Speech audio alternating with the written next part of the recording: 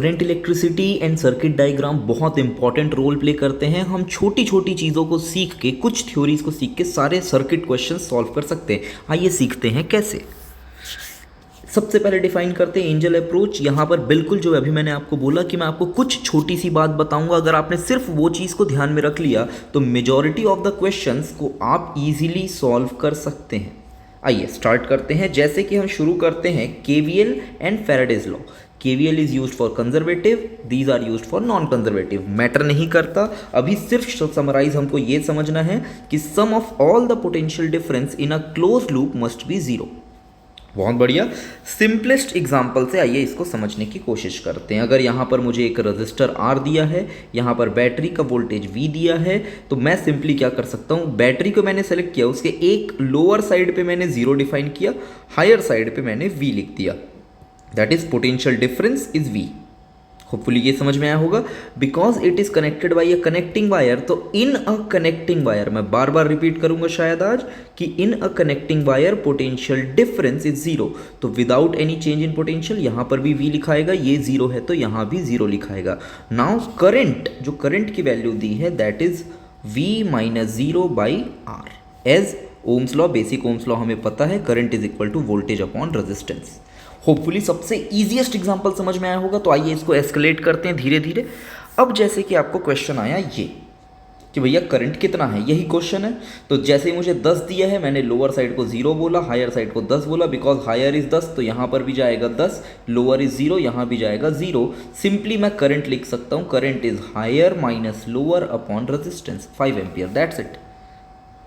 आप बोलेंगे कि सर इतना तामझाम क्यों, तो आइए इस चीज़ को समझते हैं। नेक्स्ट क्वेश्चन में जैसे ही मैं आपको डबल इस तरीके से दिया, अब यहाँ पर एक बैटरी, यहाँ एक बैटरी, ये 4 ओम, ये 2 ओम।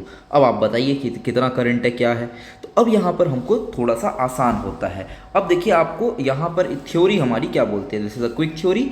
When there are multiple batteries we can select any one, only select one battery, BATTRY। We can only select one battery.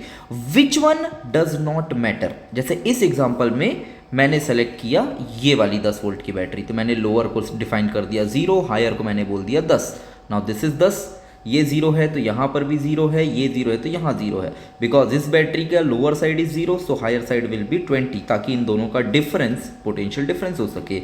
And that's it. Current मुझे दिख गया 20 एंड 0 में आपका 20 बड़ा है, तो करंट की डायरेक्शन ये हो जाएगी। एंड इधर 10 और 0 में बड़ा 10 हो गया, तो इधर करंट की डायरेक्शन ये हो जाएगी। तो अगर इसी चीज़ को मैं नेक्स्ट वाले में बनाऊं, तो देखिए इस बार मैंने इस बैटरी को सेलेक्ट किया। अगेन अगर मैं इसके लोअर को 0 करूं, तो अगेन आपको दिख रहा है कि यहाँ पर कोई डिफरेंस नहीं आया, that is still 10, 20 and this, तो कोई चेंजेस नहीं आया। ठीक है, because it is a symmetrical, इसलिए इसमें लिटरल इन वैल्यूज पे भी चेंज नहीं आया, बट चेंज आ सकता है, उन चीज़ों को भी सीखते हैं। लेकिन अगर मैं इसके ऊपर बात करता हूँ, तो यहाँ जैसा हम देख सकते हैं, इस चीज़ को आप ध्यान से देखिए, तो यहाँ से पिछला ही सवाल है इसलिए, तो इधर से 2.5 आया, इधर से 10 आया, एंड यहाँ से जा रहा है 12.5 एम्पियर। इस चीज़ को समझिए, this is a very most important concept, है ना। As even when delta V is 0, ध्यान से देखिए, because they are connected by a connecting wire, potential difference is 0, current is finite. Make sure current is finite. ठीक है, इसके ऊपर आपके सवाल भी आ चुके हैं। अब आइए कुछ और नई चीज़ें सीखते हैं। जैसे कि अगर मैं यहाँ पर बात करूँ, तो मैं इस 20 वोल्ट की बैटरी को देखता हूँ, है ना। नो डाउट बहुत सारी चीज़ें लिखी है, बट सिर्फ वाइट वाला वॉज द क्वेश्चन। आइए मैंने इस 20 वोल्ट की बैटरी को लिया, यहाँ पर 0 डिफाइन किया, यहाँ पर 0 डिफाइन किया, this is 0, this is 0। Now अब इस चीज़ को मुझे समझाना था आपको। 10 वोल्ट का मतलब होता है हायर, दैट इज बड़ा डंडा, माइनस छोटा डंडा, higher minus lower must be 10। So if higher is 0 then lower must be -10, तभी तो मैं उससे 10 ज़्यादा होऊंगा। होपफुली ये समझ में आया होगा। अगर मैं 0 पर हूं तो मैं किससे 10 ज़्यादा हूं, -10 वाले से। नेक्स्ट वैसे ही अगर ये 0 है तो this will be 10, and by the way बाकी further is a simple problem. Next आइए मूव करते हैं। अब देखिए ये आपका एक आया हुआ सवाल है, एग्जैक्ट यही तो नहीं बट इसी टाइप का सवाल आया है।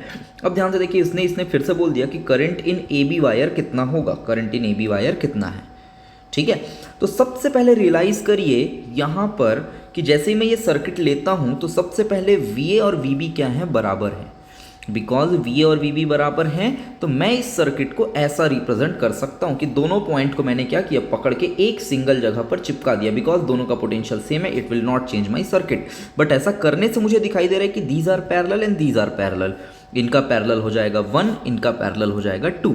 होपफुली आपको इनका पैरेलल सॉल्व करना आता है कि 1/3 + 1 6 विल बी 1/2। फाइन। जैसे ये चीज़ समझ में आया तो अब ध्यान से देखिए, 2 और 2 का 1 हो गया, 3 और 6 का 2 हो गया। तो now it is a 3 ohm with 30। तो यहाँ से कितना करंट जाएगा, 10 एम्पियर करंट जाएगा। That's it. जैसे 10 एम्पियर करंट गया, now it is further a current division rule. Current division rule वैसे तो आपको पता होना चाहिए कि अगर मुझे किसी ब्रांच में कोई आई करंट आ रहा है और यहाँ से लेट से कोई रेजिस्टेंस R1 है, इससे I1 करंट गया, और यहाँ से कोई रेजिस्टेंस I2 है, इससे I2 करंट गया, ये दोनों आपस में पैरेलल हैं। तो यहाँ पर I1 के लिए मैं क्या लिखूंगा, I1 के लिए लिखूंगा R2 दूसरे का resistance upon total resistance into current. That is current division rule. तो with the help of that current, because 10 ampere आ रहा था, तो मैंने इसको क्या किया, पहले दोनों में इक्वल डिवाइड किया क्योंकि दोनों साइड के रेजिस्टेंसेस सेम थे। अब यहाँ से वापस भी जाना कितना है, 10 एम्पियर ही जाना है। तो मैंने क्या किया, इनको सिंपल रेशियो में लिया, दिस इज 1, दिस इज 2। तो 2 और 1 3, तो 1/3, सॉरी मैं उल्टा लिख दिया, बट हाँ, बट 1/3 ऑफ 10 एंड 2/3 ऑफ 10, ये रहे आपके करंट्स की वैल्यू। होपफुली ये समझ में आया। ठीक है, अब देखिए इसी चीज़ को समझना, यहाँ मैं आपको इस फॉर्मूले को याद करने का तरीका बताता हूँ। This is very similar formula as centre of mass. याद करिए, उसमें m इंटू आर कॉन्स्टेंट होता है, इसमें I इंटू आर कॉन्स्टेंट होता है।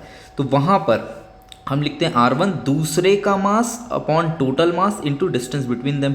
वैसे यहाँ पर लिखेंगे दूसरे का resistance upon total resistance into current, total current. तो ध्यान से देखिए, बाकी फर्दर हम इस चीज़ को, आप इसको स्क्रीनशॉट लेके समझ सकते हैं कि अगर 5 एम्पियर आ रहा था, 20/3 गया है, तो पक्का यहाँ से 5/3 आया होगा। या फिर 5 एम्पियर अगर यहाँ से आ रहा था और यहाँ से 10/3 गया, तो मतलब यहाँ से लीव कितना किया हो गया, 5/3 एम्पियर। और ये दोनों तो आपस में जुड़े हुए हैं, ये तो अपने को पता ही है, यही चीज़ पूछा गया था, दैट वॉज द आंसर। तो आप कहीं से भी इसको सॉल्व कर सकते हैं। अब जो मैंने अभी आपको एंजल अप्रोच सिखाया, it is valid for RC circuit या LC सर्किट भी। जैसे कि मुझे अगर ये दिखाया गया कि एक रजिस्टर है, एक कैपेसिटर है और एक बैटरी है, तो अब मुझे अगर कोई पूछे कि करंट t=0 पर कितना है, तो ये भी मैं बता सकता हूँ, current eight t=0 is voltage upon resistance, maximum current. And t=∞ पर कितना है, तो वो 0 है। ये सारी चीज़ें मैं बता सकता हूँ। बट जनरली मुझे इन बिटवीन पूछता है, तो मैं डेरिवेशन के लिए इसे स्लो स्क्रॉल करूँगा, आप इसे आराम से स्क्रीनशॉट ले लीजिए। ये रहा डेरिवेशन, अगर आप डेरिवेशन में इंटरेस्टेड हैं तो। If you are not interested in derivation, then forget everything and simply यहाँ पर मेरे साथ फोकस करिए कि हमें चार्ज के इस फॉर्मूले को याद करना है। वाइल चार्जिंग, जब हम किसी कैपेसिटर को चार्ज कर रहे हैं, then its equation is Q = Q maximum 1 - e⁻ t/τ। What is tau? Tau is called as time constant, it is nothing but R multiplied with C। Tau का dimension time का dimension जैसा होता है RC। याद रखिए, it is a very important question. कई बार आपसे रेजिस्टेंस एंड कैपेसिटेंस को मल्टीप्लाई करके आपसे पूछता है कि बताइए उसका डायमेंशन क्या होगा। ग्राफ कैसा बनेगा? Graph will look like this, कि वो ऐसे धीरे धीरे स्लोली इन्फिनिटी टाइम पे मैक्सिमम चार्ज अप्रोच कर लेगा। Current will be dq/dt। तो जब उस फंक्शन का इसका हम जब डिफ्रेंशिएट करेंगे, this will be simply I maximum e⁻ t/τ। इसका ग्राफ क्या होगा? तो करंट स्लोली डीके होता चला जाएगा। होपफुली यहाँ तक की चीज़ें अपने को समझ में आई हैं। आइए इस क्वेश्चन से शुरू करते हैं, है ना। इस क्वेश्चन में मुझे अगेन उसने क्वेश्चन पूछा है कि करंट इन ईच ब्रांच कितना होना चाहिए, हर एक ब्रांच में करंट कितना होगा। सिंपल क्वेश्चन है। देखिए मैंने क्या किया, बेसिकली अगेन कोई भी एक बैटरी मैंने सेलेक्ट कर ली, उस बैटरी के लिए 0 डिफाइन कर दिया, 0 10 0 0 0। अब मेरा थॉट ये है, अगर कहीं से भी यहाँ का V पता चल जाए, वोल्टेज पता चल जाए यहाँ का, तो वोल्टेज -10/2, वोल्टेज -0/2 एंड वोल्टेज -20/2। ये मैंने क्या किया, मैंने बोला कि इसे इस पॉइंट से सारे के सारे करंट I1 I2 I3, हमें याद है ना, sum of all the incoming current must be equal to sum of all the outgoing current. तो बस मैंने उसी का यूज़ किया। If there is no incoming current then sum of all outgoing current must also be zero, that's it. तो कहीं से अगर मुझे V पता चल जाए तो मैं करंट लिख लूँगा सभी में, बिल्कुल सही बात है।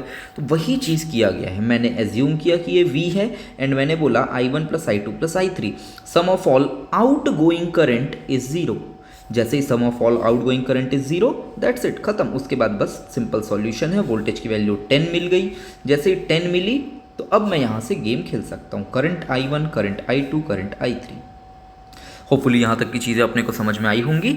अब आइए, अब हम लोग सीखते हैं हाइब्रिड एनालिसिस।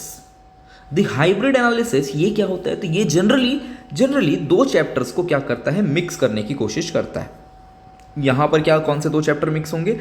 थर्मल कंडक्टिविटी या फिर थर्मल कंडक्शन बोलना चाहिए, या इलेक्ट्रिकल कंडक्टिविटी वाले जो फॉर्मूले होते हैं they are similar, analogous to each other.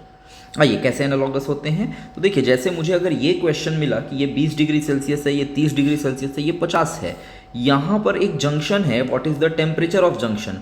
मुझे रॉड की लंबाई, उनका एरिया और कोफिशिएंट ऑफ थर्मल कंडक्टिविटी दे रखी है। कैसे करेंगे? तो आइए इसी चीज़ को क्विक थ्योरी में इस चीज़ को रियलाइज़ करते हैं। हमारी पहली क्यूटी इस चीज़ के ऊपर हम समझते हैं, क्या बोल रहे हैं कि जैसे ओम्स लॉ में हम पढ़ते हैं I is equal to delta V by R, हम इसको थर्मल चैप्टर में पढ़ सकते हैं IT thermal current is temperature difference upon thermal resistance. बहुत बढ़िया। तो IT कितना हो जाएगा? This will be Q by T is equal to KA delta T by L। This is called as Fourier's law. Ignore करते हुए law को आप बस इतना समझिए कि देखिए यहाँ भी Q बाई टी है, Q बाई टी को IT बोला गया, डेल्टा टी के जगह पर डेल्टा टी है। इसका मतलब ये जो बचा हुआ चीज़ है का reciprocal that is L by KA कौन होगा? आपका थर्मल रेजिस्टेंस। That's it. जैसे ही आपने किया, ध्यान से देखिए, मैंने क्या किया, अगेन सेंटर पे मैंने T मान लिया और मैं फिर से यही बोलूँगा कि all the outgoing energies are का सम क्या होगा? जीरो होगा, बिकॉज देर ये जनरेटर थोड़ी ना है, यहाँ से एनर्जी क्रिएट थोड़ी ना हो रही है, मतलब पक्का कहीं से तो कोई एनर्जी आती होगी जो बाकी दोनों में जाती होगी। मगर मैंने सिंप्लिसिटी के लिए क्या बोला? All the outgoing heat currents are zero. तो बस यही चीज़ बोलना है। बस बात यह कि सबका रेजिस्टेंस निकालते हैं। तो L by KA, L by 4KA, L by 2KA।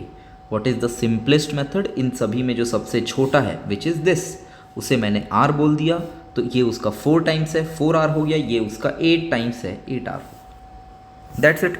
जैसे ही आपने किया, now the question is very simply 8T minus 20 by A, T minus 30 by A, T minus 50 by A and further is mathematics which is 480 by 11। Generally ये सवाल आपको कैसे आते हैं अगर ये आपके जेई में होंगे तो, कि answer is 480 by K integer type में, what is the value of K? इस तरीके से इंटीजर टाइप से आपसे पूछा जा सकता है। Do not worry, they are exactly similar type of approaches. आइए मैं आपको एक होमवर्क देता हूँ। होमवर्क क्या है यहाँ पर? होमवर्क आपको बोलता है कि 10 वोल्ट की बैटरी है जो कि 2 ओम, 3 ओम और 2 ओम से जुड़ी हुई है, 2 फैरेड का एक कैपेसिटर है, that is a huge capacitor, yes I know, but find time when capacitor is half charged. जब कैपेसिटर हाफ चार्ज हुआ है। आप इसे ज़रूर ट्राई करिएगा एंड इसके हिंट के लिए मैं ज़रूर आपको हिंट देना चाहूँगा, क्योंकि अगर नीट में आएगा तो आपको डेफिनेटली इस क्वेश्चन का शॉर्टकट पता होना चाहिए। जेई वाले हम तो इस चीज़ को सॉल्व करते ही हैं बोलेंगे, बट हाँ एज अ नीट स्टूडेंट हमें एटलीस्ट शॉर्टकट पता होना चाहिए ताकि इसको हम अप्रोच कर सके। सॉल्यूशन मैं शॉर्टकट बताऊँगा, 3, 2, 1। आइए शॉर्टकट। एंजल अप्रोच आपको क्या बताता है यहाँ पर, इस चीज़ को समझिए। एंजल अप्रोच अगेन मैं आपको डिफाइन कर दूँ, बड़े बड़े क्वेश्चंस के बहुत सिंपल एंड शॉर्ट तरीके आपको बताए जाएंगे जो कि आपके क्वेश्चन को सॉल्व करने में मदद करेंगे। अगर आपको ये पता होगा तो आप अपना टाइम सेव करके स्ट्रेटेजिकली अपने एग्जाम्स को क्लियर कर सकते हैं। ध्यान से देखिए, हिंट या फिर शॉर्टकट जो बोलना चाहें आपको यूज़ तो वही करना है। Q is equal to Q maximum 1 minus E minus R equivalent into C, जिसे हम टाउ बोलते थे ना, उस टाउ में हम क्या लिखते थे? Tau was RC। Now the tau can be written as R equivalent into C। Q maximum के लिए, जब वो मैक्सिमम होगा तो उससे कोई करंट नहीं जाएगा, इसका मतलब जो भी वोल्टेज 3 ओम के अक्रॉस है वही वोल्टेज कैपेसिटर के अक्रॉस है। ध्यान से देखिए, जो वोल्टेज 3 ओम के अक्रॉस होगा वही कैपेसिटर के अक्रॉस होगा, because there is no potential difference. Okay जैसे ये चीज़ मुझे समझ में आया, अब यहाँ पर देखिए आर इक्विवेलेंट लिखा है ना, आर इक्विवेलेंट के लिए find R equivalent across the capacitor and replace battery by plain wire, that is the only shortcut you have to remember, R equivalent across the capacitor replace battery by plain wire. मैं आपको strongly recommend करूँगा कि pause करिए, solve करिए and then answer जरूर comment में मुझे बताइए कि क्या आप इसे सॉल्व कर पाए। Thank you very much. Next video में फिर मिलते हैं। सीखते रहिए, कीप लर्निंग।